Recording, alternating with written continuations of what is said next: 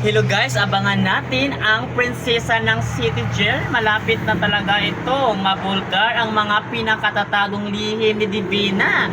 Na ito palang si Princess Charlotte ay mag-ina, kaya abangan natin yan. Ano kayang gagawin ni Charlotte pag nalaman niya na pinagpalit nga pala talaga ni Divina ang kanilang anak? Aabangan natin yan mga kapuso dito sa prinsesa ng City Jail na wag natin talaga papalampasin ang telesiring ito. Ano kaya ang magiging reaksyon ni Princess pag malaman niya ito?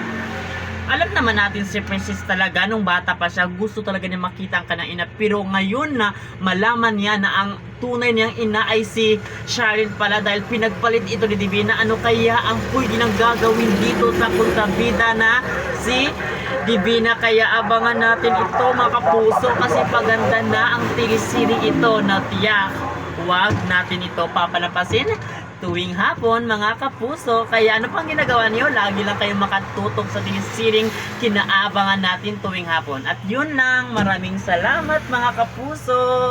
Watch na sa prinsesa ng City Jail.